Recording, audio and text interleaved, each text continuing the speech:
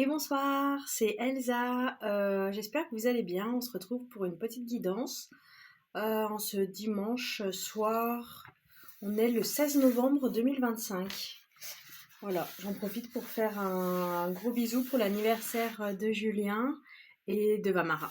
Voilà, j'espère que vous avez passé un bon week-end, que vous avez pu vous ressourcer, vous reposer avec le temps pluvieux, là, vraiment d'automne, commencer à hiberner, à préparer la saison d'hiver. Allez, ben, je vais pas traîner plus longtemps, je vais aller voir ce que les cartes ont à nous dire. J'ai envie de commencer par mon oracle que j'adore, mon oracle préféré. L'oracle des curieux hasards de Stéphane Schillinger, euh, illustré par Fanfanlune. Il est juste magnifique, cet oracle. Autant par les textes que par les images.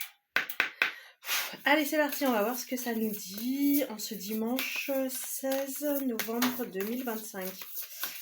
J'ai peut-être mis la luminosité un peu fort. Voilà, ça fait un peu un halo. Remember those walls I built, baby, then tumbling down. Didn't even put up a fight, didn't even make a sound. I found a way to let you in, but I never really had a doubt. Standing in the light of your halo, I got my angel now. It's like I've been awakened. Every rule I had to breaking is a risk that I'm taking.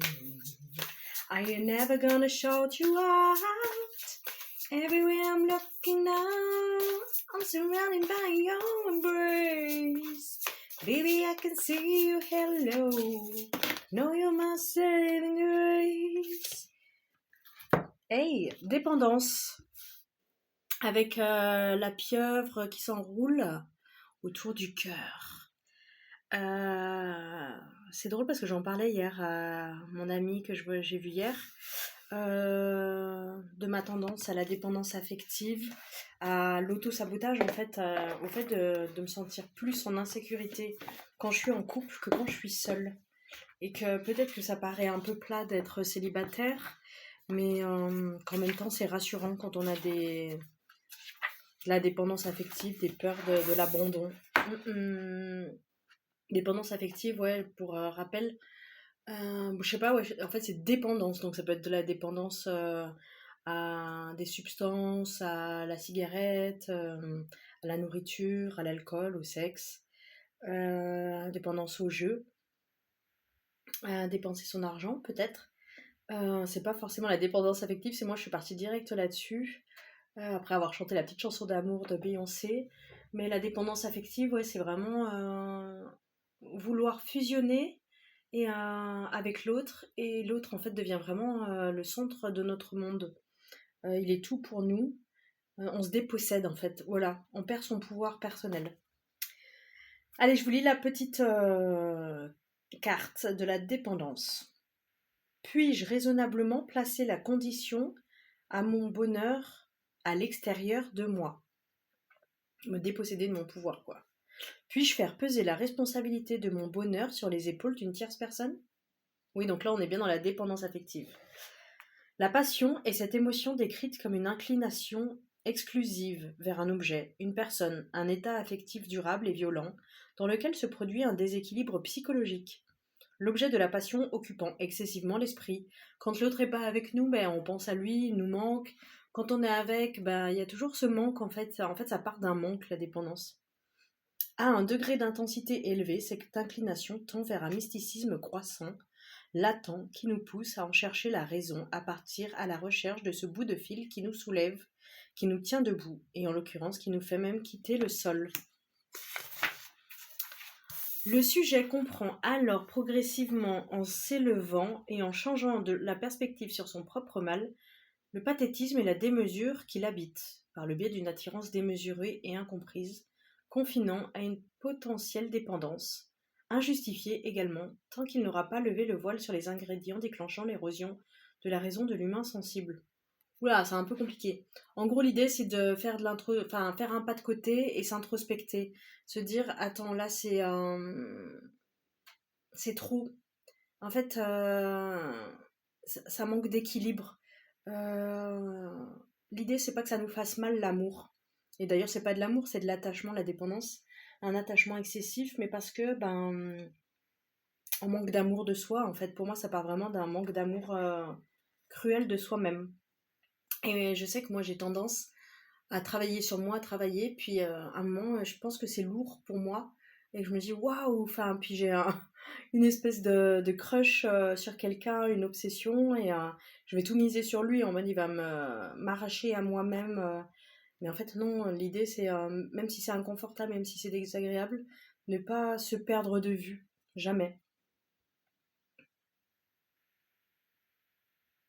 Mais surtout à cause d'une rupture avec lui-même, il a rompu avec son pouvoir personnel, l'a confié à une autre personne et a confondu amour et dépendance. C'est pas du tout la même chose.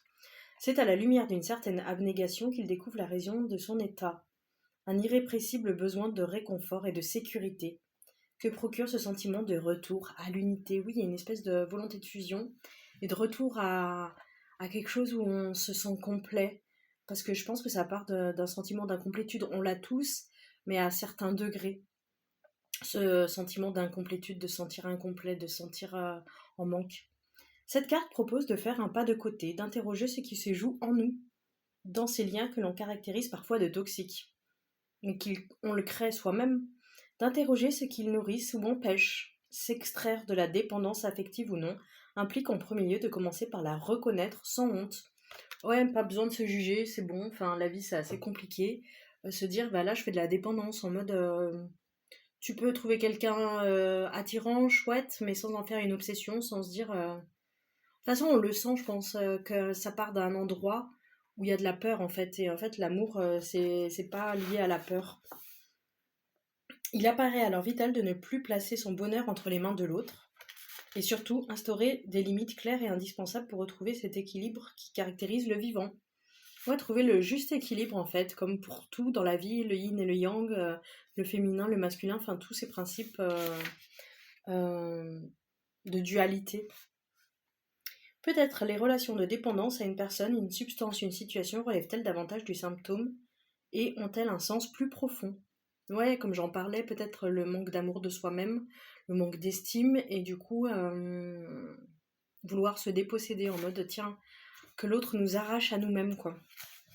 Et des trucs assez profonds qu'on a enfouis et qui nous permettent en fait, quand on veut bien faire face et qu'on a le courage, les corones, de faire face à ça, de se l'avouer, d'être lucide sur notre dépendance affective, d'aller regarder plus profondément. C'est un message en fait de nous-mêmes. Donc c'est assez intéressant, si on veut bien le regarder. La carte rappelle que l'amour de soi-même guérit de tout et que rien d'autre ne guérit vraiment la dépendance affective. Tout au plus, la collection et l'accumulation compulsive de sentiments et d'égards externes remplissent un puissant fond, de vide immense, ce vide immense pardon, dont parlent ceux qui se détestent eux-mêmes. Oui, ça part d'une détestation quelque part de soi-même. Et comment on veut que l'autre puisse nous apprécier si nous-mêmes on ne s'apprécie pas? C'est assez compliqué, donc arriver à s'apprécier, à s'accepter, se respecter avec ses qualités, ses défauts, chacun en a. Et pas mettre l'autre sur un piédestal et nous considérer comme une sous-merde. Ceux-là qui, comme solution de survie, ont développé un système de défense complexe tout autour de leur tonneau d'édanaïde, ce tonneau percé, oscillant entre la fuite compulsive du sens ou de la profondeur et la dépendance affective. Oui, c'est ça, c'est... Moi, j'ai une espèce de tout ou rien. Soit je me concentre sur moi-même et je ferme les portes à tout, soit je les ouvre, mais trop grandes, en mode accepte-moi exactement comme je suis. Nous ne donnons vraiment à autrui que ce dont nous débordons. Tout le reste, on se l'emprunte à soi-même. En gros, si on s'aime pas, on l'emprunte. Donc aimons-nous et essayons d'aimer l'autre comme on s'aime soi-même en fait. De faire de son mieux. Interprétation possible, passion, attachement, addiction, emprise, enfermement. Tout le reste, on s'en emprunte à soi-même. Donc en fait, tout ce qu'on donne et qu'on ressent pas pour nous-mêmes, ben, il y a un moment où ça va faire un retour de boomerang. Et là, on va payer l'addition, mais ça va être sacrément salé. Donc autant prendre soin de soi. Et quand on reconnaît ça, et c'est ok, devenir son meilleur ami et être le plus doux possible et le plus compréhensif par rapport à cette dépendance. J'ai envie d'aller voir un message de l'oracle de la forêt sacrée parce que je trouve qu'on a commencé fort et un petit message des animaux de la forêt, ça pourrait être plutôt agréable et doux. Quel message, ouais, on peut se dire quand on sent qu'on a affaire à de la dépendance, ça me parle beaucoup. Hop, c'est rigolo. Je sais pas si à vous ça vous parle. N'hésitez pas à me faire des retours en commentaire. On va aller voir du coup un message qui peut aller avec la dépendance. Si on ressent de la dépendance, qu'est-ce que l'oracle de la forêt sacrée peut nous donner comme message? La canopée. Je vais aller vous lire. On voit plein d'arbres, de la verdure, de la vie, des liens. Comme si tous ces arbres étaient liés, ne faisaient qu'un. Et que cette espèce de dualité dont on doit faire l'expérience en tant qu'humain. En gros, je ne suis pas un être humain venu faire une expérience spirituelle. Je suis un être spirituel venu faire une expérience humaine. Donc on doit essayer de trouver l'équilibre dans la vie en général. Et là, c'est comme s'il n'y avait plus cette dualité qui nous demandait de toujours trouver un équilibre. Il y a une unité. Tac, tac. Une espèce de lien, de fraternité, de sororité. Très beau. Je vous lis la carte. La canopée. Dans le vent, je me transforme. Et de l'air, je purifie. Je respire pour la terre, comme ton corps souffle dans tes poumons. Pouvoir de transformation. Les feuilles de la canopée absorbent le gaz carbonique et le transforment en oxygène, d'où l'expression poumon de la terre, pour qualifier les grandes étendues forestières. Elles accueillent aussi une grande biodiversité, nids d'oiseaux, bourgeons, fruits. J'aurais envie de dire aussi les espèces animales. La bonne santé de la canopée dépend notamment de l'état des racines des arbres et de leur ancrage. Ben voilà, pour moi en tout cas, ça me fait écho de quand on fait de la dépendance affective, c'est qu'on se fuit, c'est comme si on se déracinait pour aller rejoindre quelqu'un, mais dans la fuite, alors que là, l'idée c'est un appel à l'ancrage. Quand on ressent cette espèce de fuite, qui est ok, l'idée c'est de revenir à soi, un peu comme pour la méditation, quand on sent que nos pensées partent, hop, de revenir, part dans tous les sens et qu'on se perd, rester le capitaine à bord de son navire, de soi-même, son véhicule terrestre, et de revenir et de s'ancrer. Les racines dépendent quant à elles de la lumière et du CO2 que la canopée parvient à capter. Cette interdépendance intelligente honore la force de transformation de l'arbre. Et si la canopée gère le stock de CO2, elle sait aussi quand arrêter d'absorber cette énergie pour se mettre en veille. La mise en pause de l'hiver la laisse souvent dénudée, un humble temps de recueil avant de s'ouvrir et de partager ses richesses avec le monde. Oui, donc on nous parle aussi de l'arrivée de l'hiver. Rituel chamanique. Respirer en conscience. Tu as le pouvoir de te transformer et d'avancer dans ta vie selon différents rythmes. Comme l'arbre, tu es solidement ancré dans la terre, par des racines énergétiques qui partent de la plante de tes pieds vers le centre de la terre. Au sommet de ta tête, ton chakra coronal se connecte au divin via un faisceau lumineux et scintillant. Tu es ainsi dans un équilibre terre-ciel. Au centre de ton corps, tes poumons sont de précieux alliés qui te permettent d'ajuster le rythme de ta vie. Cette carte te montre que tu as besoin d'une pause. La respiration a un véritable pouvoir de transformation. Elle t'aide à revenir dans ton corps pour, par exemple, te préparer à un entretien ou gérer ton stress. Prends 3 grandes respirations et laisse ton corps s'exprimer par des bâillements, un étirement. Reviens à toi. Les 3 prochaines respirations sont à effectuer en lien avec la terre. À chaque inspiration, Absorbe l'énergie terre-mer par les pieds. À chaque expiration, libère l'énergie saturée. Répète ensuite 3 respirations par le même procédé, en te focalisant sur le sommet de ta tête, depuis le chakra coronal. Inspire l'énergie blanche et lumineuse jusque dans tes racines, puis expire l'énergie saturée vers le ciel. Tu es maintenant centré, remercie la terre, le ciel et tes poumons. Magnifique.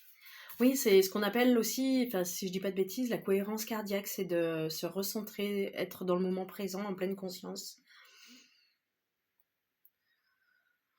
On oublie des fois de réapprendre à respirer. Ça nous paraît évident, on sait respirer depuis qu'on est né, mais il y a des techniques et quand on est stressé, quand on n'est pas bien, on oublie son corps. On est dans notre tête et en fait ça permet de revenir en soi, en son corps. Très beau en plus avec l'idée des racines, de l'ancrage à la terre-mère et au céleste Père, au Père céleste. Qu'est-ce qu'on peut aller voir comme autre message? Oh, je sais. J'ai envie... Ah ouais, si.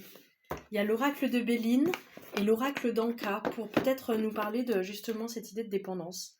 Est-ce que j'irai pas voir un message de l'oracle d'Anka pour voir à quoi ça peut être dû? Ou alors quel conseil on peut avoir? Il y a une petite pierre, je l'adore. Je la garde dans mes mains le temps de m'imprégner de l'énergie de l'oracle. Ah, c'est assez chouette. Cette idée de s'ancrer à la terre-mère, de ne pas se laisser dévorer. Oh, il y en a trop qui sont sortis. Hop. Ah, bah alors elle. Visualisation. Ouais, donc un appel à s'ancrer et à visualiser. Là, c'est plus dans le terme des conseils, visualiser, visualisation. Visualiser peut-être qu'est-ce que tu veux, qu'est-ce que tu désires. Toujours en termes positifs. Pas de négation, pas de je veux pas, mais l'inconscient, lui, capte le message positif. Au lieu de dire, par exemple, je veux plus être stressée, dire je souhaite vivre dans la sérénité, être sereine. Voilà. Sinon, ça va t'attirer du manque. Un peu comme quand on dit de faire une prière, faire une demande. On demande de ne pas formuler par le manque, mais par quelque chose de positif. Sinon, tu vas recevoir ce qui te manque. Enfin, tu vas recevoir le manque. Par exemple, j'ai envie d'être en couple. On ressent l'énergie du manque et du coup, ça va pas fonctionner. Quand on ressent que c'est trop un besoin. Ça doit pas être un enjeu. Tu laisses partir en fait et tu laisses l'univers faire son travail en fait. Laisser aller. Alors, qu'est-ce qu'on a? L'augmentation du taux vibratoire. Ah oui, donc vraiment, c'est des conseils. Et les vies antérieures. Ok, visualisation, augmentation du taux vibratoire, les vies antérieures. Qu'est-ce que les vies antérieures ont... Peut-être c'est un lien avec des vies antérieures ou quelque chose qui s'est passé et qui a été douloureux. Cette carte vous indique qu'une des mémoires des vies antérieures vient de se réveiller et qu'elle vous fait revivre les émotions qui lui sont liées. Que ce soit une séparation douloureuse, un deuil difficile ou un autre traumatisme, cette carte vous signale que le blocage provient d'une autre de vos incarnations et que ce mal-être expérimenté aujourd'hui n'est qu'une réaction au nœud déjà présent dans votre mémoire cellulaire. Peut-être c'est un besoin de venir défaire ce nœud et d'amener de l'amour le plus possible dans cette mémoire pour venir la libérer et s'en séparer. Augmentation du taux vibratoire. Cette carte vous invite à remonter votre taux vibratoire général. Vous voyez, parce que souvent, quand on fait de la dépendance, c'est que notre estime, elle est au plus bas. Ce taux général est constitué de tous vos corps subtils, corps physique, corps mental, corps émotionnel, corps divin. Afin d'élever les vibrations de tous les corps, il vous faudra axer votre nettoyage sur plusieurs aspects de votre quotidien.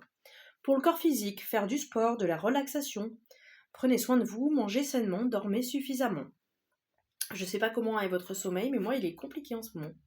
Pour le corps mental, coupez toutes les sources d'émissions vibratoires négatives, les informations à la télévision par exemple, ou les séries criminelles, mais aussi les ragots, les critiques, les personnes qui vous tirent vers le bas.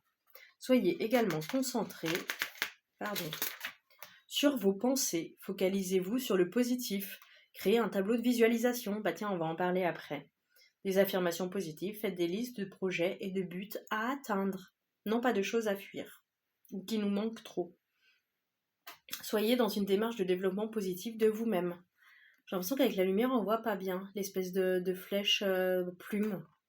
Magnifique. Une espèce de... On sait vers où on doit aller, vers le haut, avec une espèce de légèreté, de la douceur. Et enfin, pour le corps énergétique, baladez-vous dans la nature, chantez, riez, soyez dans l'instant présent. Connectez-vous à votre moi supérieur, soyez reconnecté à votre flamme intérieure. C'est la plus grande et puissante source que vous ne trouverez jamais ailleurs. Donc pas la peine de chercher à l'extérieur. Celui qui regarde à l'extérieur rêve, celui qui regarde à l'intérieur s'éveille. Également, veillez à garder un lieu de vie où l'énergie peut circuler. Triez, donnez, jetez ce dont vous n'avez plus besoin et aérez vos pièces des objets encombrants ou rattachés à des périodes de vie négatives. Faites un grand ménage, vous en ressentirez les bienfaits instantanément. Oui, on dit qu'à l'automne, c'est pas mal de faire du ménage, même dans ses relations. Et enfin, la visualisation, mais on en parlait déjà, donc c'est plutôt des conseils assez chouettes. Cette carte vous invite à résoudre par vous-même votre problématique en utilisant la puissance de la visualisation. On voit l'œil comme ça. Je vous propose une visualisation type, mais vous pouvez en créer une à votre image qui collera davantage à vos envies et références internes. Commencez par vous détendre. Faites cette visualisation uniquement lorsque vous êtes au calme, seul et reposé. Buvez un grand verre d'eau avant de débuter et fermez les yeux. Imaginez le nœud présent dans votre mémoire cellulaire, comme une montagne de sable. À la gauche de cette montagne se trouve un panneau planté dans le sol, indiquant le nœud en question, par exemple, abandon dans une vie antérieure. Vous décidez de poser l'intention de nettoyer ce nœud, et vous commencez à souffler sur la montagne. Au fur et à mesure que votre vous inconscient souffle et fait s'envoler tous les grains de sable, vous pouvez observer l'effacement progressif du nom du problème sur le panneau. Votre visualisation est terminée lorsque vous ne voyez plus aucun grain de sable au sol et que le panneau est vierge. Matérialisez alors un feutre permanent et remplacez l'ancienne problématique par son contraire. Sentiment de sécurité affective à tout instant. Ça m'émeut. Vous pouvez refaire cette visualisation autant de fois que nécessaire si vous en ressentez le besoin. Merci beaucoup. C'est fou, enfin, je trouve que ça se rejoint en fait, la sécurité affective qui remplace le sentiment d'abandon dans une vie peut-être antérieure, avec la carte de la dépendance affective et puis la canopée, l'idée de respirer, enfin, des techniques pour s'ancrer, pour être là, dans l'instant présent. Et s'aimer toujours un peu plus.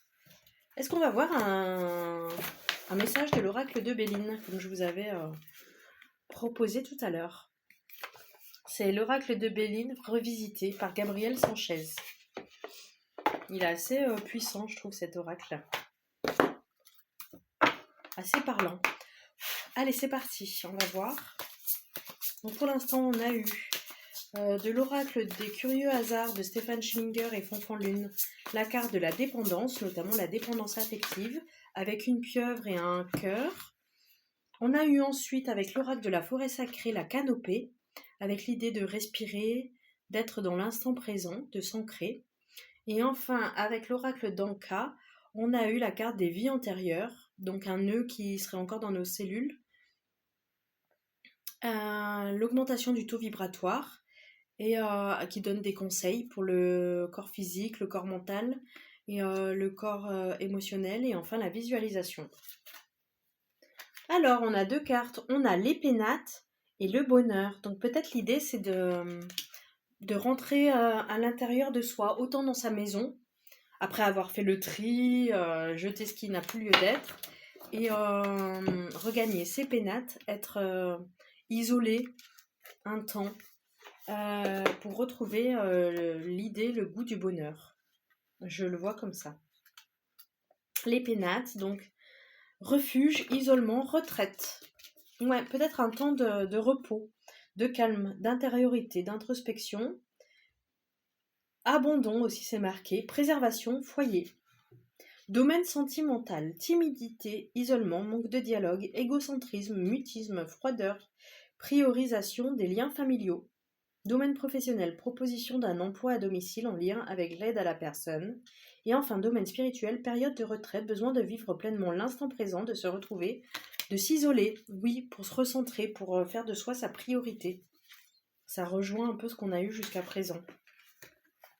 Quand on sent peut-être qu'on se perd et qu'on a envie, qu'on a presque besoin de se perdre, qu'on ressent en tout cas ça, qu'on a envie de donner son pouvoir à quelqu'un d'autre, se recentrer, revenir à soi, pour pas avoir à payer les pots cassés après. Se préserver toujours. Le bonheur, félicité, béatitude, quête, bénédiction, affirmation, optimisme, éveil, oui, des affirmations positives. Jouissance, éveil, reconnaissance, bonheur, félicité, joie, épanouissement. Dans le domaine professionnel, vocation, épanouissement, événement positif, équilibre, recherche, perfectionnement, maîtrise. Et enfin dans le domaine spirituel, énergie positive, équilibre, équilibré, l'intérieur, l'extérieur, le soi et l'altérité. Fondement, chemin, quête, questionnement. On peut se questionner, c'est ok de vivre ce qu'on vit. L'idée c'est de ne pas se faire du mal. Création, travail, vibration, thérapie. Le moins possible. Parce que souvent quand on agit comme ça, c'est que justement on a eu mal dans l'enfance, dans la jeunesse, qu'on s'est senti peut-être abandonné, pas aimé. Et du coup on reproduit ces mêmes schémas. Mais peut-être on peut être l'acteur et se responsabiliser et se dire ça j'en veux plus.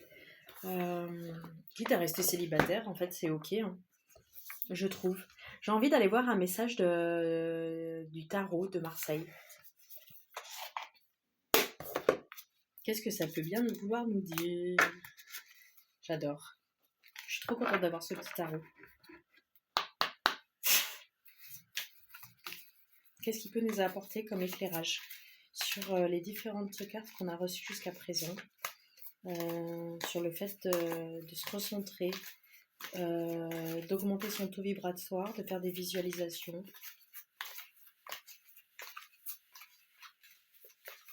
de faire des exercices de respiration, d'ancrage, de reliance à la terre et au ciel, de se voir dans son alignement, dans sa verticalité,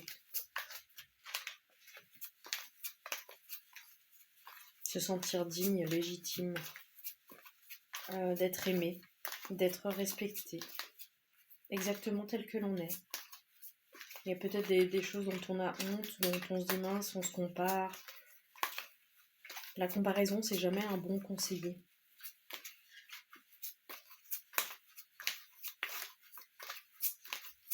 Et y aller à son rythme, se respecter toujours. Pas se perdre de vue. Jamais, pour personne. Le 9 de bâton, je crois que ça parle de quelqu'un justement qui est très méfiant, à la limite de la paranoïa. Il a peut-être vécu des choses qui étaient dures dans le passé, mais du coup, ça lui est resté, ça l'a traumatisé. Et du coup, il se laisse plus aller au lâcher prise, à la confiance. Il est dans la méfiance de manière constante. Et peut-être que c'est ça qui freine quelque chose de plutôt sain, serein. C'est d'avoir tellement peur de revivre des choses qu'on a vécues dans l'enfance, qui nous a traumatisés et qu'on est en mode survie et que en fait c'est pour nous protéger que notre corps nous met en mode survie et que dès qu'il sent que il peut y avoir danger, tac, il y a une espèce de... on se renferme, il y a une dépendance. Mais peut-être on peut essayer quelque chose de différent. Oula, là on a une suite d'épées. Waouh! Le 9 d'épées, donc l'insomnie. Vraiment, on se sent vraiment pas bien. On n'arrive pas à dormir. Le 10 d'épée, là, il est carrément KO avec 10 épées dans le dos. La chute. Mais après, on a justement la reine d'épée. Quelqu'un de pouvoir sur son trône qui tranche, qui n'hésite pas à s'affirmer. Parce que la suite des épées, c'est la suite du domaine intellectuel. Donc c'est quelqu'un voilà, qui sait ce qu'il veut et qui tranche en fait. Il n'y a pas de demi-mesure de oui, non, machin, tac, elle sait ce qu'elle veut et elle s'affirme, l'affirmation de soi. Et le cavalier d'épée, c'est quelqu'un d'assez passionné. Donc peut-être les deux ensemble, le cavalier d'épée et la reine d'épée, on a tiré beaucoup d'épées. Donc c'est assez dur quand même l'épée. Comme on a vu là, le 9 et les 10 d'épée et le 9 de bâton, ouais, donc c'est quelque chose. Le personnage, il est un parano, il fait des insomnies, il n'arrive pas à endormir, il est carrément à terre, il est KO, donc quelque chose de très douloureux. Et en même temps, il y a un regain, quelqu'un de passionné, donc c'est quelque chose de positif, et quelqu'un qui apprend à s'affirmer en fait. J'ai envie d'aller lire du coup, est-ce qu'on n'en a pas une dernière carte à avoir pour conclure? La lune. Je me demande s'il n'y a pas une nouvelle lune là qui arrive. Et la lune, si je dis pas de bêtises, c'est surtout sur les... ouais, peut-être le côté caché, ce qu'on a honte, nos instincts, côté un peu... ce qui est bridé, ce qu'on ne s'autorise pas. Et peut-être refaire sortir notre côté animal. La lune, avec les deux tours fermées. Le lien de la lune, du soleil, la lune qui regarde, c'est dans l'émotionnel. Il y a le scorpion qui sort de l'eau, je sais pas si vous voyez. Il y a un chien, il y a un loup qui aboie à la lune. C'est ce combat en fait entre ce qui est domestiqué et ce qui est encore à l'état sauvage. Allez, on va aller voir le 9 d'épée. Alors, la carte. Une femme assise sur son lit, la tête entre les mains, 9 épées suspendues au-dessus d'elle dans la nuit sombre. Signification essentielle, anxiété, pensée obsessionnelle, prise de tête. Message de la carte, le mental a pris toute la place, et les idées tournent dans la tête jusqu'à ce que l'on en perde le sommeil.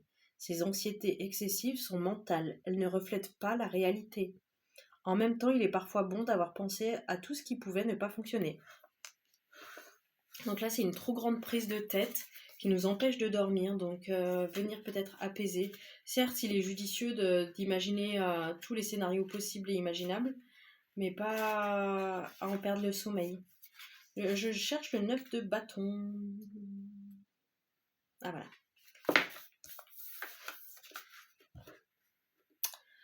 Placé devant une barrière de bâton, un personnage solitaire tient le sien bien en main, déterminé malgré tout.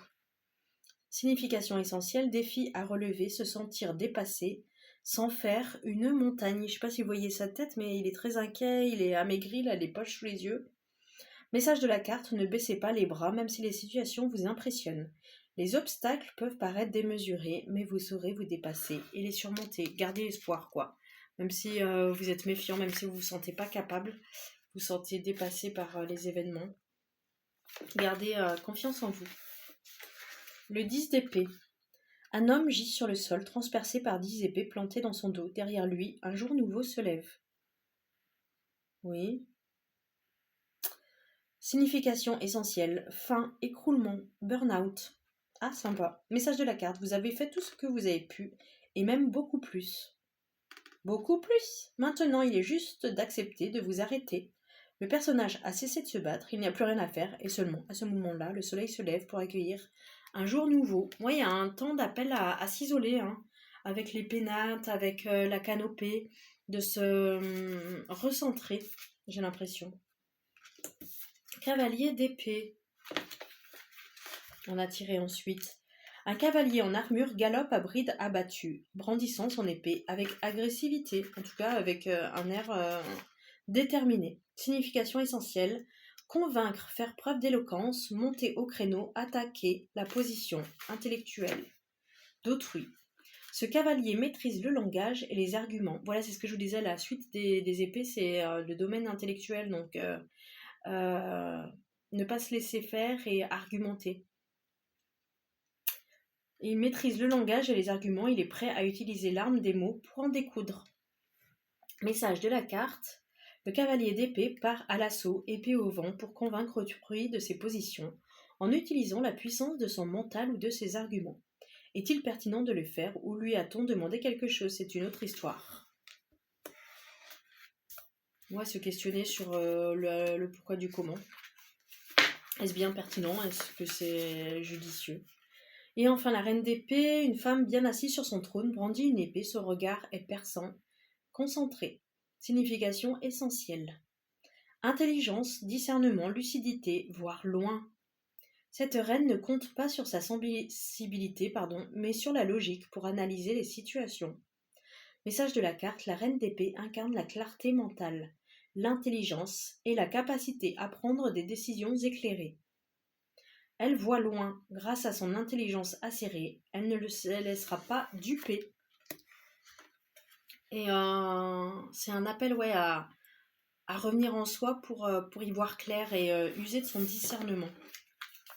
Pas se laisser embrumer par des manques en soi. Et enfin, la lune qui conclut le tirage du tarot de Marseille.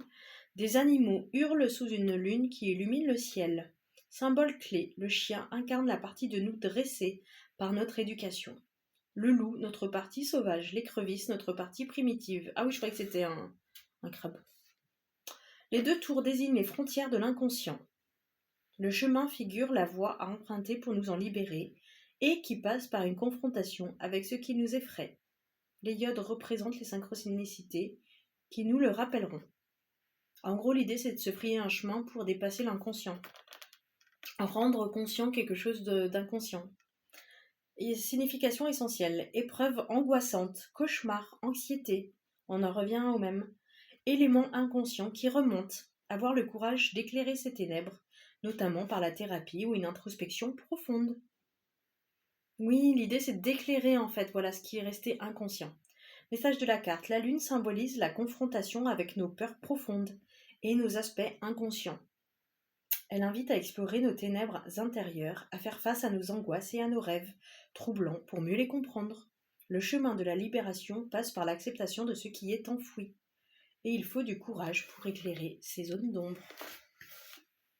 Ok, un appel vraiment à l'introspection et à s'écouter, à aller voir dans ces profondeurs, ces ténèbres, les côtés sombres, peut-être dont on a honte. Mais quand on est avec soi-même, en fait, il y a de honte à avoir pour rien. Tout est ok.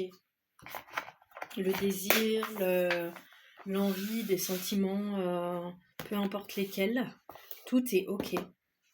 J'ai envie d'aller voir un message, j'espère que vous êtes toujours là et que vous suivez, du voyage chamanique, voir ce qu'on a à apprendre. Je suis au taquet en fait, donc voilà, j'espère que je vous ai pas perdu avec toutes les cartes, tous les messages. Moi, ça me parle énormément. Je sais pas pour vous, dites-moi en commentaire. Ça me fera plaisir. Allez, c'est parti, on va voir un message de l'oracle chamanique, du voyage chamanique de Frédéric Calandini. J'aime beaucoup cet oracle. Je le trouve très très beau.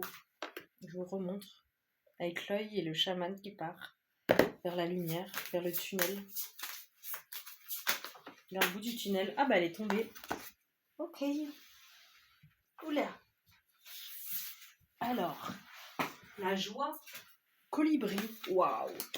Magnifique. Je ne sais pas si vous connaissez la légende du colibri, rapportée notamment utilisée par Pierre Rabhi, et c'est une légende amérindienne, je crois, du petit colibri qui voit un incendie et qui, à sa mesure, à son rythme, ramène des gouttes d'eau, et il y a quelqu'un qui l'interpelle et qui lui dit « Mais qu'est-ce que tu fais? Tu vas pas arrêter l'incendie avec ce si peu d'eau ?» Et le colibri lui aurait répondu « Si tout le monde fait sa part, on pourra l'éteindre. » En gros, c'est un peu l'idée de fraternité, de chacun fait sa part, se responsabiliser. Et là, d'aller voir ses parts d'ombre, c'est une forme de responsabilisation. De ne pas subir, pas être victime de sa vie, de son inconscient. Parce que souvent, l'inconscient parle à travers nous, sans qu'on le sache, mais il y a des choses qui nous font des messages, on sait bien, si on peut les interpréter, si on sait les accueillir, ça nous parle en permanence. Le petit colibri est un être plein de joie. Si vous avez la chance de l'observer dans son milieu naturel, Vous serez immédiatement émerveillé par sa grâce, sa légèreté et sa vivacité. Avez-vous pris les choses trop au sérieux ces derniers temps? Vous êtes-vous laissé gagner par l'anxiété et les ruminations mentales? Incroyable! Êtes-vous trop focalisé sur les mauvaises nouvelles et la morosité ambiante? Le colibri vient à vous pour vous encourager à prendre les choses avec davantage de légèreté et à apprécier à nouveau les joies simples de la vie. Imaginez le colibri volter librement dans votre esprit et vous communiquer sa joie de vivre. Quand vous parviendrez à vous reconnecter à une plus haute vibration, vos soucis d'hier vous paraîtront moins dramatiques et les solutions viendront d'elles-mêmes. La vie n'est pas si terrible. Votre message: faites confiance à votre joie pour vous guider et vous amener vers les solutions les plus simples et faciles. Restez positif. C'est magnifique. Ça m'émeut, ça m'émeut. Parce qu'en fait, ouais, c'est un peu comme une conclusion du tirage, en mode si vous prenez la tête, vous prenez certaines choses trop au sérieux, ben, rappelez-vous d'être dans la joie en fait et de kiffer. Restez léger, joyeux. Regardez-moi cette beauté. Imaginez qu'il est dans votre esprit et qu'il vous apporte beaucoup de douceur, de joie, de légèreté, de paix. Tout concorde, tout coïncide, je trouve. Allez, je vais aller finir ce tirage. Ça fait déjà plus de 40 minutes que je vous tire les cartes. On finit avec l'oracle de Gaïa de Tony Carmine Salerno. Et c'est parti. Et après, je vous laisserai tranquille. Je vous laisserai là pour cette semaine. Je trouve que ce rythme de tirage hebdomadaire est pas mal. Je ne sais pas ce que vous en pensez. Vous, à la maison, il y a un moment où j'ai beaucoup moins tiré. Mais là, ça me fait plaisir. Et j'espère que ça vous fait plaisir à vous aussi. Que ça vous parle, que ça vous éclaire sur certains sujets, certains points. Prenez ce qui résonne avec vous. Peut-être que tout ne vous parle pas. Mais après, ça peut être des petits messages par-ci, par-là à picorer, à prendre comme ça vient. Comme ça nous parle, comme ça nous... C'est un peu du baume pour le cœur ou des pistes de réflexion. Ok, j'en ai tiré 2. La quête avec la femme et l'accomplissement avec le... Oh, je sais plus comment on appelle ça. J'ai complètement zappé le mot. Voilà. J'aurais dit le nénuphar. Voilà. La quête. Des fois, je perds mes mots. C'est ok. Je suis un peu dans un autre monde. Désorientation, confusion, solitude. Donc on est en plein dedans, d'après le tirage, avec les cartes du tarot de Marseille notamment, avec la suite des épées, le 9 de bâton, la dépendance affective, voilà, les pénates, les vies antérieures. Donc la quête, on est désorienté, confus et seul. Nos vies suivent l'exemple des saisons. Le printemps précède l'été, puis viennent l'automne et l'hiver, et le cycle se reproduit. Vous traversez en ce moment une sorte d'hiver. La vie vous semble lugubre et tout paraît s'être arrêté. Vous vous sentez probablement seul et désorienté, et vous avez l'impression de vous être égaré. Les réponses que vous attendez n'ont pas l'air de venir. Vous vous languissez d'un renouveau d'inspiration. Quand votre excitation et votre enthousiasme reviendront-ils ? La réponse est bientôt, car le printemps suit invariablement l'hiver. Symboliquement. Observez la femme représentée sur cette carte et notez la manière dont elle regarde l'horizon. Elle le regarde au loin, pleine d'interrogations, sans remarquer que les premiers rayons de soleil commencent à poindre derrière elle. Très bientôt, la lumière recommencera à briller et un nouveau cycle débutera pour vous, avec une nouvelle vision et peut-être même un nouvel amour. Affirmation positive, tout va bien dans ma vie. Je rends grâce pour les saisons successives, dans la solitude je me renforce et m'assagis. Mon esprit est clair et mon cœur ouvert. Je suis toujours sur le bon chemin. Donc pas de peur, pas d'angoisse, pas d'anxiété, tout est ok. La solitude fait partie du chemin. Bon alors, je sais plus, c'est fou ça quand même. Comment ça s'appelle? Un nénuphar. Accomplissement. Restez concentré sur ses rêves. Vous réaliserez bientôt un but que vous vous étiez fixé. Vos efforts et votre persévérance sont sur le point de payer. Vous méritez le succès que vous allez obtenir. Prenez-en conscience avec calme tandis que vous célébrez votre réussite. Remerciez la Terre pour ses bienfaits sans oublier que vous n'avez fait que collaborer aux forces de l'univers. En gros, restez humble et dans la gratitude reconnaissant. Puis recentrez-vous immédiatement sur vos tâches sans perdre de vue votre but et vos intentions. Il ne s'agit que d'un début. Vous pourrez accomplir bien plus si vous restez concentré sur vos objectifs. N'oubliez pas le plus important pour vous. Il pourrait être utile de vous fixer un nouveau but plus grand et plus épanouissant que jamais. Affirmation positive. Je rends grâce pour tout le succès que j'obtiens. Je n'ai fait que collaborer avec mon être supérieur et la lumière de l'amour éternel. Je reste concentré sur mes rêves et je suis rempli de gratitude pour ce que j'ai accompli. Je la relis parce que j'ai un peu bugué. Je rends grâce pour tout le succès que j'obtiens. Je n'ai fait que collaborer avec mon être supérieur et la lumière de l'amour éternel. Je reste concentré sur mes rêves et je suis rempli de gratitude pour ce que j'ai accompli. Bon, en gros, des belles choses arrivent, même si c'est un moment un peu compliqué, pas très agréable, de solitude, d'isolement, d'anxiété, peut-être d'insomnie, de prise de tête en tout cas, d'obsession peut-être, charge mentale, quelque chose qui tourne en boucle. Revenez en vous-même, revenez à vous, recentrez-vous par la méditation, la respiration, l'ancrage, la visualisation.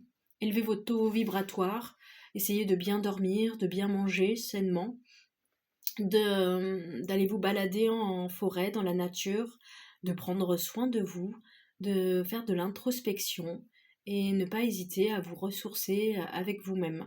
Vous êtes votre propre priorité, toujours, ne l'oubliez pas. Je vous fais des gros bisous et je vous dis à très bientôt. Prenez soin de vous.